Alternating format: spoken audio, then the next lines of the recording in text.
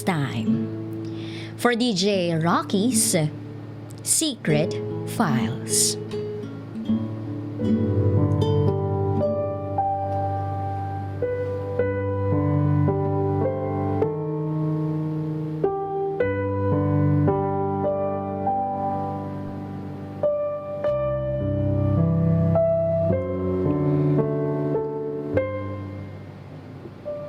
First time ko makipagrelasyon sa bakla. Yan ang sabi niya. I'm Aldrin. At ang boyfriend ko, ang pangalan niya Jordan. Si Jordan, straight guy siya and single dad. Year 2016 nung nagkakilala kami. Doon yun sa isang birthday ng common friend namin.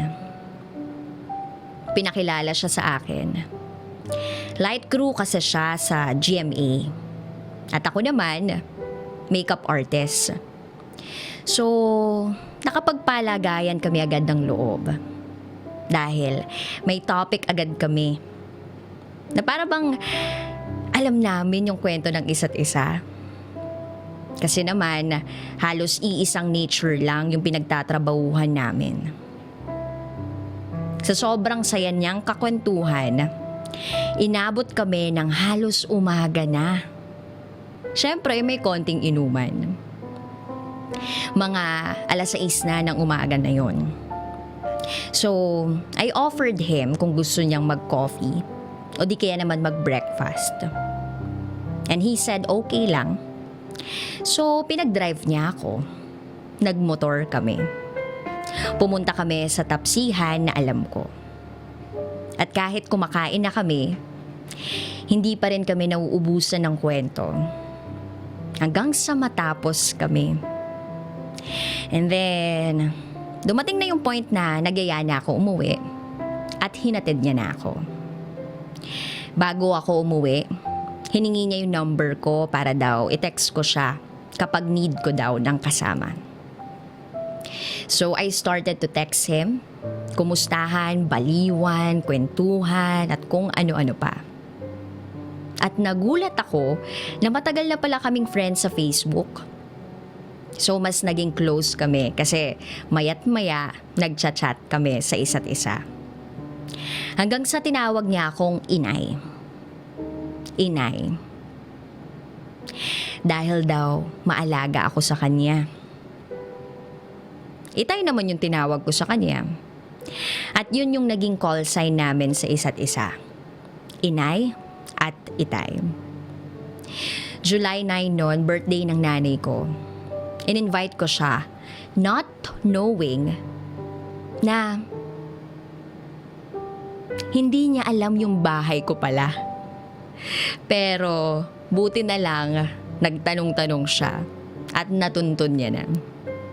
So pinakilala ko siya kay mama as a friend kasi nung time naman na yon, friend lang naman talaga. Hanggang sa nasundan yung pagkikita namin.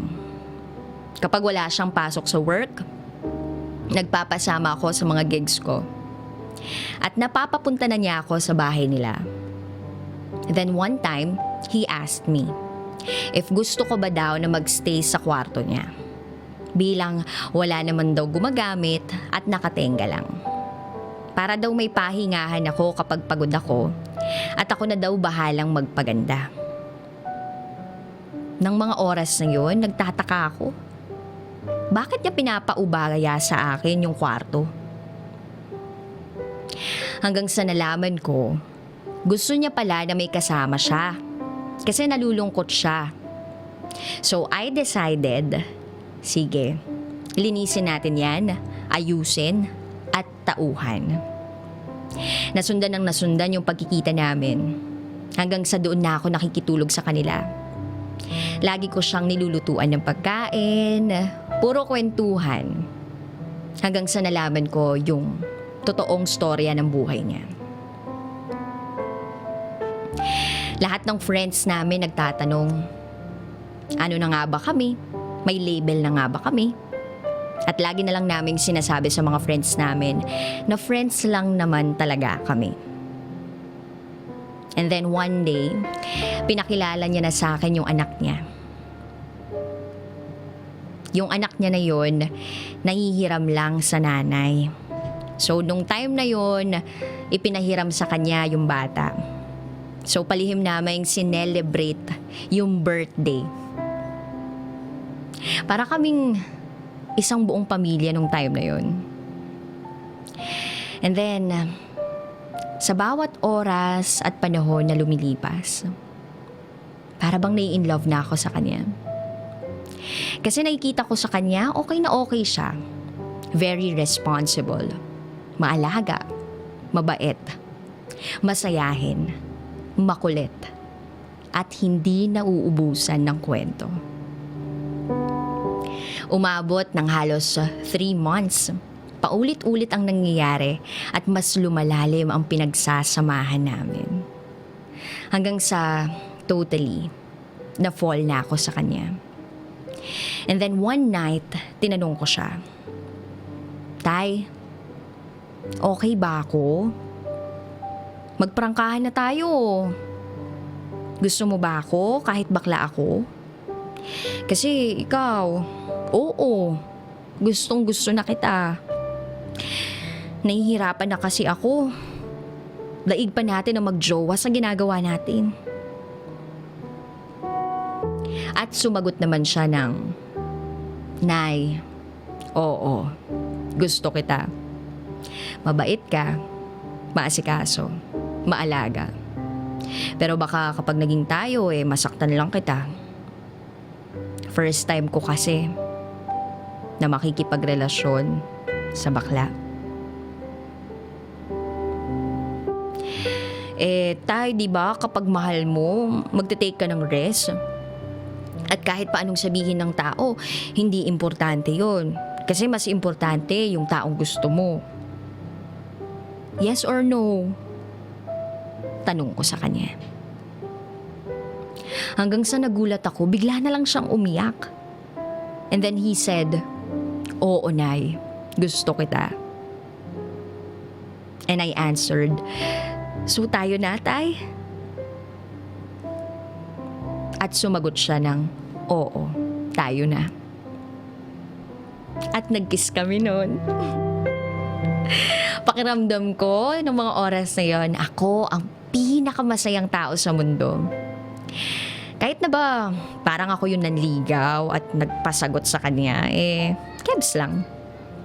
Binigyan kami ng basbas ni Mama. Sabi niya, okay lang na maging magkarelasyon kami. Basta, wag na wag niya lang daw akong sasaktan. Pinakilala ko rin siya sa buong kamag-anakan namin. Friends, workmates, even sa mga boss ko. Ang saya-saya ko nun. Dumaan ng ilang buwan. Ang saya-saya lang. Super effort ako. Kasi minsan lang may magmahal sa akin ng ganito. Na hindi ako ikinahihiya kahit saan magpunta. Kapag birthday niya, sinusurprise ko siya.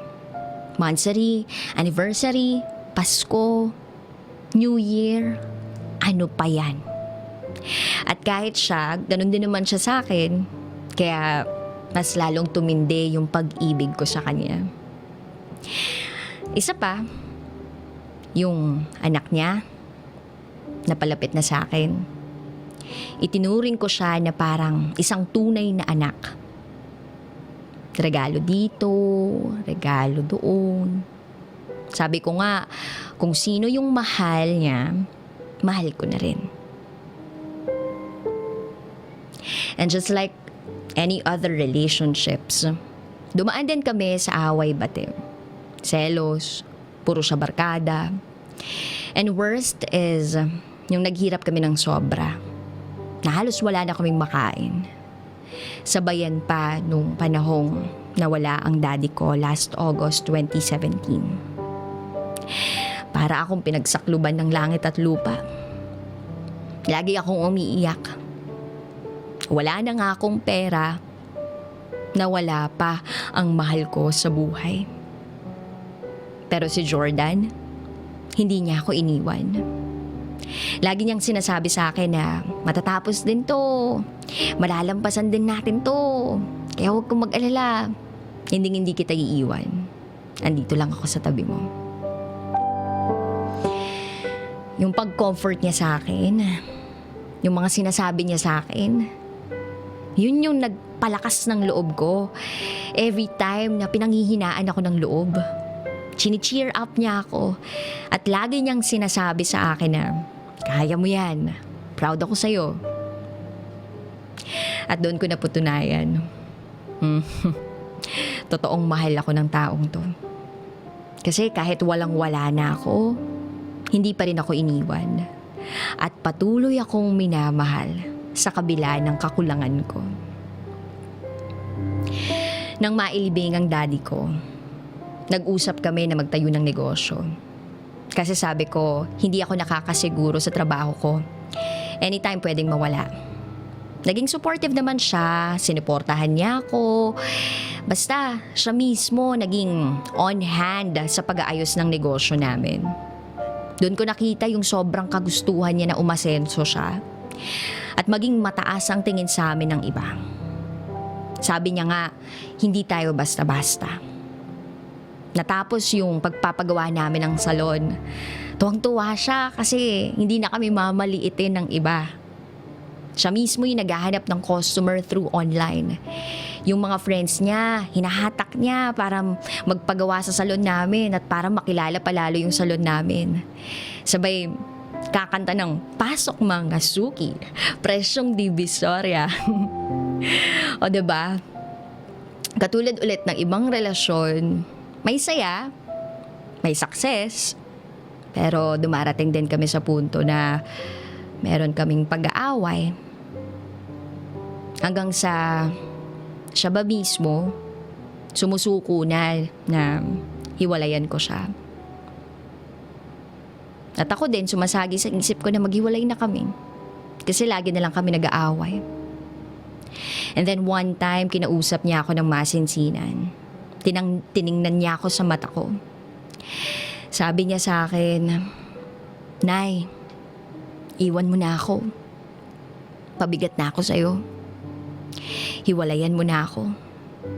Hindi ako deserve sa pagmamahal na ibinibigay mo. Bakit ba kasi hindi mo ako mabitawan? Bakit ba kasi hindi mawala-wala yung pagmamahal mo kahit nasasaktan na kita? Tahimik lang ako at pinapakinggan ko lang siya. Kahit na sa puso ko may konting kirot sa mga sinasabi niya. Sabi ko, Tay, kasi umaasa ako na magbabago ka. Kasi nakikita ko sa puso mo yung kabaitan mo. Hindi kita iiwan. Walang iwanan. Sinabi ko rin sa sarili ko na hinding-hindi ko susukuan tong taong to. Kasi siya yung pinag-pray ko at siya yung ibinigay sa akin ng may kapal. Sabi nga, 'di ba? Love is all about understanding. You always find ways to understand the pain. Hanggang sa nagkaayos kami. Dumaan ang mga araw, buwan na masaya kami. Kasama ang anak niya. Ang sarap sa pakiramdam na para bang wala kaming problema. Masaya lang. Every time, lagi ko siyang tinatanong kung mahal niya ako, kung mahal pa ba niya ako. Lagi niyang sinasabi, Nay, walang dahilan para hindi ka mahalin. Walang dahilan para iwan ka. Sumasagot naman ako ng, promise ha, huwag mo akong iiwan. Walang iwanan ha. At sumasagot din naman siya ng, oo naman, tatanda tayo na ganito tayo. Kaya huwag kang makulit. Kamatayan lang ang makapaghihiwalay sa atin. Alam mo yun, napakasarap pakinggan ng mga ganong pangako. Napakiramdam ko hanggang sa dulo kami ang magsasama. Kasi yung relationship namin, hindi lang basta-basta magjowa. Para kaming mag-best friend at magkapatid.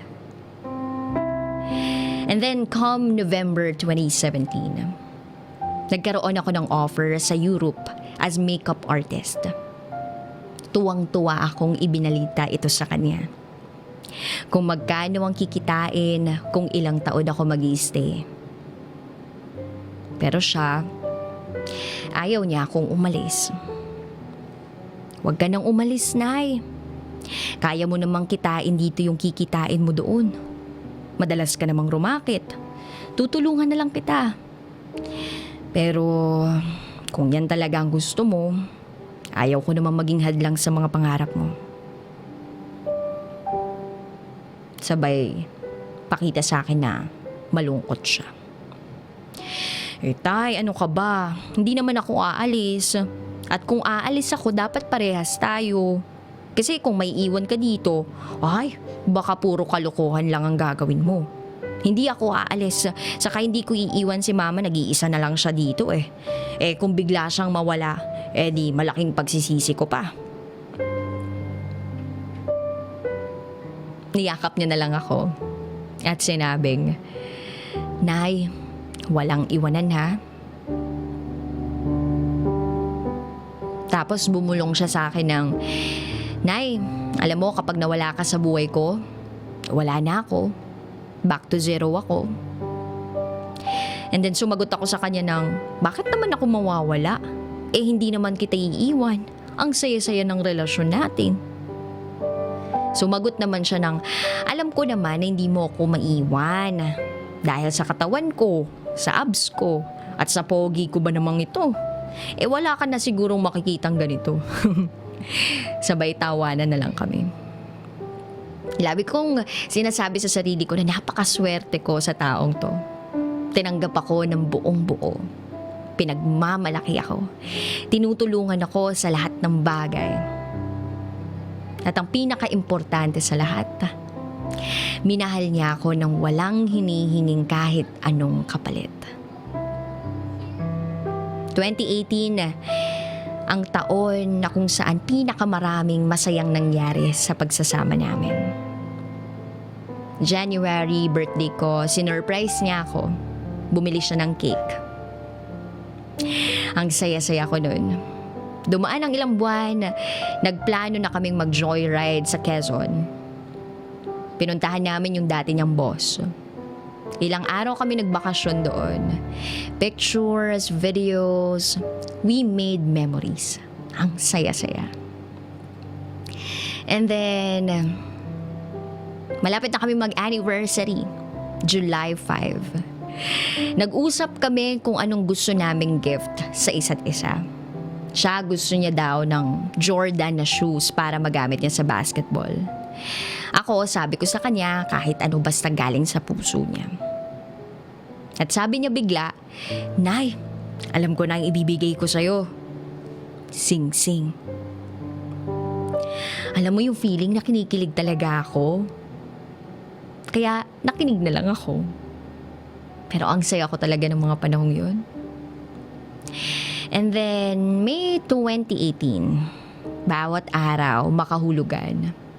Bawat araw, himay na himay lahat ng mga nangyayari. Paulit niyang sinasabi sa akin na mahal kita. Hindi kita iiwan, walang dahilan para hindi ka mahalin, walang dahilan para iwan ka. At ni minsan, hindi sumagi sa isip ko na may mangyayaring hindi maganda. Sa tuwing matutulog kami sa gabi, napagkukwentuhan namin yung simula nung magkakilala kami. Hanggang minsan inaabot kami ng 4:00 ng madaling araw sa kwentuhan. Para kaming mga nagsesenti. Yung tipong magsasalita siya ng, Nay, ang tagal na rin pala natin, no? Ang bilis ng panahon. Dati nililigawan mo lang ako. Ngayon, katabi mo na ako pagtulog. Inaaway pa. At sumasagot naman ako ng, O diba, Tay, ang sayang balikan.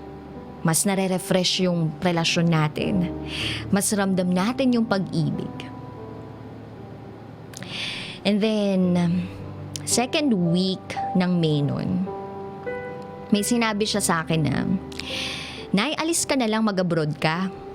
Tuparin mo lahat ng mga pangarap mo. Hayaan mo na lang ako dito. Okay lang ako. Ako bahala sa mama mo. babantayan ko siya pati yung salon natin. Sabi ko, hindi ako aalis dito, hindi kita iiwan. Nakapagtataka kasi dati ayaw niya akong umalis. Halos ngayon, pinapayagan niya na ako. May 11, 2018. Halos maghapon kaming nasa kwarto. Masaya lang kwentuhan. Tanghali no, nag-request siya sa akin na, Nay, paganda mo naman ako ng lunch. Sumagot naman ako ng, okay po, wait lang, bibili lang ako.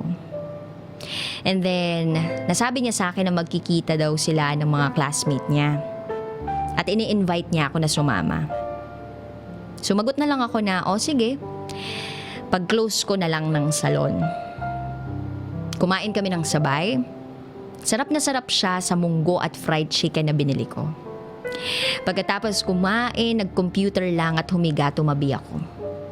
Sabi niya, Nay, huwag ka na magulo matutulog na ako. Hanggang sa iniwan ko muna siya sa kwarto para makapagpahinga siya. Pumunta na ako sa salon para mag-duty. 6 p.m. nagising siya, pumunta ako ng kwarto. Bagong ligo na siya noon. Nagpe-prepare siya kasi magbabasketball at pupunta daw sa classmate niya. Tinawag ko siya. Sabi ko, Tay, dito ka muna, yakap muna tayo. Tapos sumagot siya sa akin na, gusto mo lang i-kiss yung abs ko eh. Dito ka muna, Tay, yakap muna. Niyakap niya ako at hinalikan sa noo. Tapos tinanong ko siya, Tay, ano na nga yung lagi mong sinasabi sa akin? At sumagot siya ng, walang dahilan para hindi ka mahalin. Walang dahilan para iwan ka. At tanging nasambit ko lang sa kanya ay, thank you, Tay. Sana lagi tayong ganito. At umalis na nga siya. Habang ako bumalik sa salon at tinapos ko yung ginawa kong customer. 9 p.m. nag-chat siya. Nay, hindi na kita madadaanan. Andito na ako sa mga classmate ko. Patapos na din to. Antay mo na lang ako dyan sa bahay. Masamang loob na text ko sa kanya. Inaantay kita tas di mo ko babalikan. Ayaw mo lang akong kasama eh. At sumagot siya ng, hindi gusto kitang kasama. Patapos na to. Hindi na ako nag-reply. Sa isip-isip ko, bigyan ko naman sila ng time ng mga classmate niya na makapag-bonding. Minsan lang naman eh. Kami, lagi naman kami magkasama. Ipagdadamot ko pa ba yung kakarampot na oras na yun sa kaklase niya? So, hindi na ako nag-online. Umalis na lang ako. Nagkita kami ng classmate ko. Nag-coffee. Oo. Yun yung... Nag-chat pala siya na pinapasunod niya ako. Alauna na ng madaling araw ko na nabasa. Chinat ko yung classmate niya kung tapos na ba sila. Sabi niya, tapos na. So, pauwi na daw si Jordan. So ako nag-antay sa kwarto, niredo ko yung pasalubong ko kasi alam ko hindi pa siya kumakain. Pero lumipas ang ilang minuto. Oras. Nag-aantay ako kung may hihinto na motor sa taas. Wala naman ako naririnig. Bumaba ako, lumabas ako. Hinihintay ko siya, wala pa rin Jordan na dumarating. Chinat ko ulit yung classmate niya kung nasaan na si Jordan. Sabi nila, kanina pa daw umalis. Wala pa ba daw dito? Sabi ko wala pa rin eh. Hindi ako kinabahan o kinutuban kung may nangyari ng masama. Basta relax lang ako, nag-aantay, inaaliw ang sarili. Pero deep inside, nag-aalala na talaga ako. Nag-pray ako, sabi ko, Lord, kayo na pong bahala kay Jordan kung nasaan man po siya. Pagkatapos kong magdasal, lumabas uli ako. At inaantay ko siya alas 4 ng madaling araw nun. Tumatakbo yung kapatid niya sa akin, hingal na hingal. At sabi sa akin, na-aksidente daw si Jordan. Nasa may punerarya daw. Dali-dali akong umalis. Sumakay ng tricycle at pumunta doon. Nagpe-pray ako na walang malubhang nangyari. na sana naputulan lang o nasugatan. Basta ang panalangin ko, buhay sana siya at sana kung sino man yung sinugod dun sa punerarya, hindi siya yun. Paikot-ikot ako sa Commonwealth Avenue. Sumakay ako ng taxi, nagtatanong sa mga tao kung may naaksidente ba. Pero lahat sila, iisa lang ang sinasabi, wala naman daw. Umikot na naman ako sa ibang road. Tanong ng tanong uli kung may naaksidente. Sabi wala naman daw. Paulit-ulit ako nagpe-pray na sana walang masamang nangyari sa kanya at buhay pa rin siya. Kasi aalagaan ko siya kahit ano pa yung itsura niya. Kaya nung nakapagtanong-tanong ako, medyo nakampante na ako. Bumalik ako sa bahay nila. Tinanong ko uli yung kapatid niya kung may update na sila. Nag-open ako ng messenger. Chinat ko yung mga kaibigan niya. At may nagsabi na patay na daw si Jordan. Pinagmumura ko yung mga kaibigan niya. Sabi ko, hindi. Asan ba siya? Uuwi pa siya sa akin eh. Hanggang sa nag-decide na akong puntahan yung classmate niya, baka nandun pa. Pinuntahan ko yung classmate niya, ang sabi umuwi na daw. Sabay nakita ko yung bag niya nakasabit. At sabi ko, bakit andito yung bag niya? Ilabas niyo si Jordan. Nag-aalala na ako. Wala nga daw si Jordan, kanina pa daw umuwi. Emergency eh, kasi na-aksidente daw siya. Patay na daw eh. Sabi sa akin. Galit na ako. Iniisip ko na negative lahat ng mga sinasabi sa akin. Sinamahan ako ng classmate niya na maghanap ng bangkay niya. Hanggang sa may nakasalubong kaming lalaki. Nakita niyo na si Jor? Tanong sa amin. Hindi pa kuya, hinahanap nga namin. Puntahan niyo dun sa punerarya. Nandun siya. Pinipilit ko sa sarili ko na hindi totoo yung narinig ko. Na sana ibang tao na lang yun. Pumunta kami sa punerarya na tinutukoy nila. At tinanong ko sa guard kung meron bang dinala na naaksidente doon. Tinanong ako anong pangalan. At ang sabi sa akin, check nyo na lang po sa morgue. Sabi ko, bakit sa morgue? Baka kasi hindi pa totoo eh. Umakyat kami sa morgue, kinausap ko yung embalsamador. Kuya, nasaan yung na-aksidente? Ayun po, yung nakabalot. Sabi ko, buo ba? At sumagot ng oo, buo naman.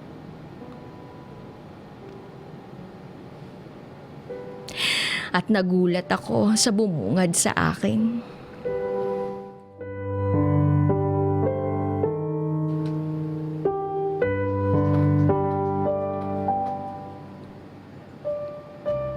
At bumungad nga sa akin.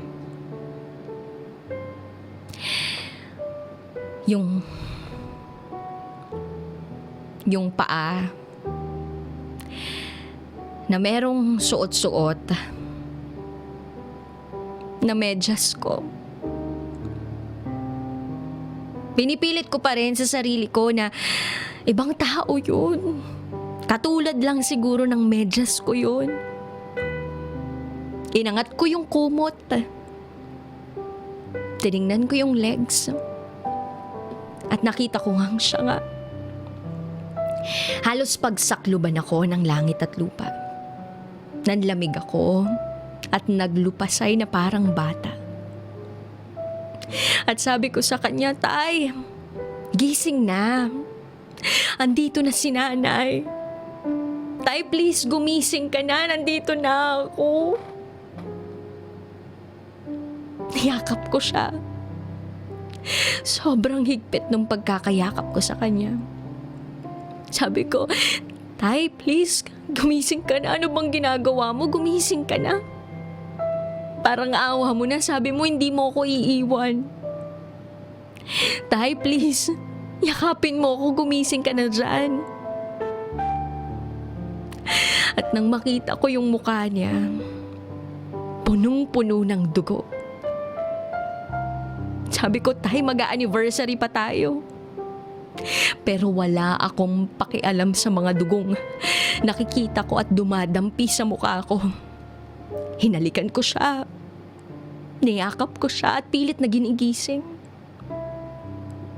Tay, please gising na, Tay. Mababaliw ako. Paano na ako? Tay, please. At habang umiiyak ako, umiiyak din yung classmate niya. At sinasabi na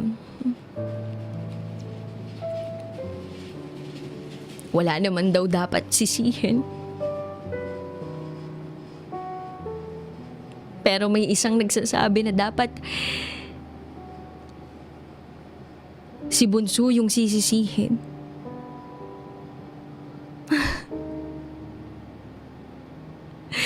Kahit naman may sisihin kami at kahit pasaksakin ko kung sino man yung nagkasala, hindi naman na maibabalik yung buhay ni Jordan. Tapos sabi ko, bakit kayo ganyan? Pinahiram ko sa inyo ng buhay tapos ganito ko madadatnan. Ginigising ko pa rin siya hanggang sa pinalabas na kami dahil bawal daw ang tao sa morgue. Hindi pa rin ako makapaniwala sa nangyayari. Sana isa lang masamang panaginip ang lahat. Umuwi ako sa bahay. Pinuntahan ko si Mama. At doon ko ibinuhos ang lahat-lahat. Iyak ako ng iyak. Kinomfort ako ni Mama. At sabi niya sa akin, masakit yan. Masakit na masakit. Pero kailangan mong tanggapin. Ang daddy mo, matagal kong nakasama, hindi ba? Nung nawala siya, pinilit kong tanggapin para hindi siya mahirapang umalis. Ako patuloy pa rin sa pag-iyak. At sabi ko sa mama ko, Ma, huwag mo kong iiwan, please. Tulungan mo ko ngayon. Kailangan kita. Kahit sa huling sandali ni Jordan, hanapan mo siya ng susuotin niya. At nag-iyakan kaming magnanay. Kahit kailan, hindi ko na-imagine yung ganito. Na ako pipili nung casket niya. Na ako yung pipili ng damit niya. Durog na durog ang puso ko. Pero isa lang yung sinabi ko na hindi ko siya pababayaan. Aayusin ko siya. Ibubuhos ko ang lahat hanggang sa huling sandali niya.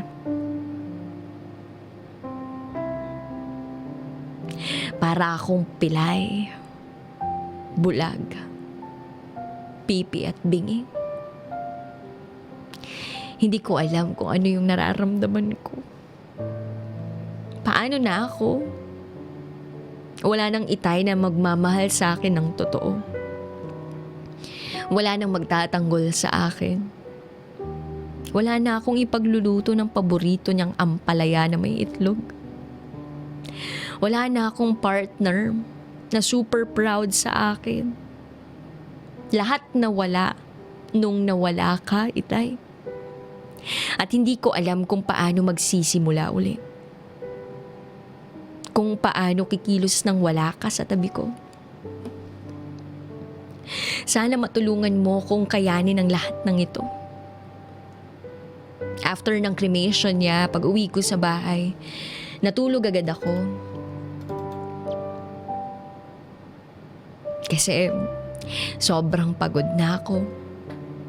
Mahigit 1 linggo na akong puyat. Si Jordan, dinalaw niya ako sa panaginip ko. Kinausap niya ako. At doon nag-usap kami. Sabi ko, Tay, paano ba talaga nangyari yun sa'yo? Kung sumunod ba ako, na-save kita?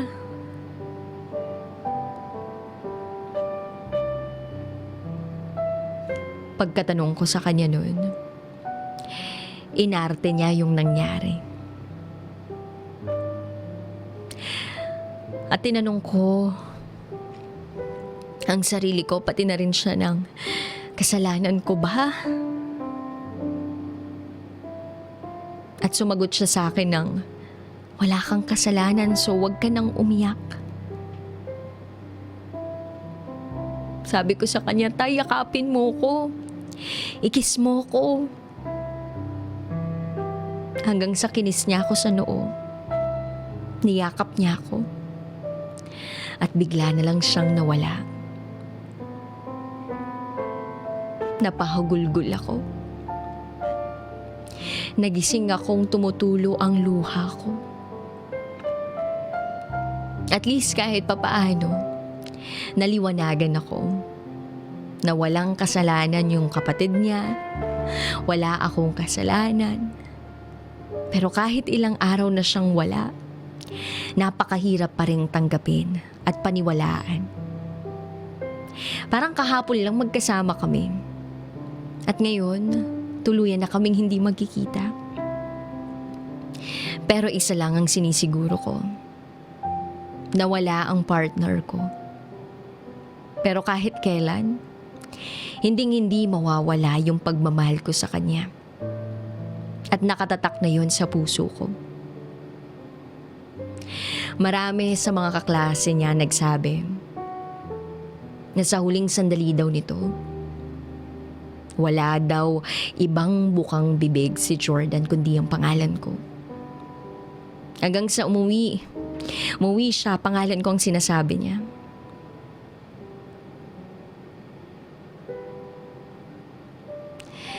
Kaya, kung napapakinggan man to ni Itay, salamat. Kasi hanggang sa huli, ako pa rin ang nasa isip mo. Sabi nila, lahat ng bagay daw may dahilan kaya nangyayari.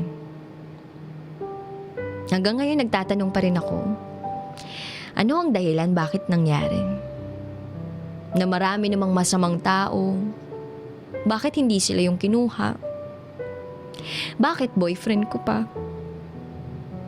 Siguro hindi man ngayon masagot ang katanungan ko. Darating din yung panahon at maiintindihan ko ang lahat. Shinare ko yung kwento ko para kapulutan ng aral. Para sa mga may partner, huwag niyong sukuan yung mga partner ninyo at ibuhos ninyo yung pagmamahal sa huli para wala kayong pagsisisihan. Sa mga kapwa ko LGBT, maniwala kayo at may darating na taong totoong magmamahal sa inyo. Tiwala lang. At sa mga Becky na may partner na, alagaan at mahalin ninyo ang partner. Lahat ng pangunawa, gawin ninyo. Lahat ng pagpapadama ng pagmamahal, gawin ninyo habang andyan pa sila. Para wala kayong pagsisisihan bandang huli. At ngayon na-realize ko na lahat ng tao, bagay, may hangganan. Ang buhay natin hiram lang. Kaya kahit anong oras pwedeng mawala sa atin. Kaya dapat pahalagahan at ingatan. At para kay Jordan, Tay, maraming salamat. Salamat sa pagmamahal at pagtanggap na ibinigay mo sa akin. Sa 2 taon nating magkasama, napakarami kong natutunan. Ikaw ang tunay na humubog ng pagkatao ko. Na wala ka man physically, pero hindi mawawala yung mga bagay na itinuro mo. At hindi rin mawawala yung masasayang alaala na sa ngayon lagi kong binabalikan at inaalala. Sana araw-araw mo pa rin akong dalawin sa panaginip.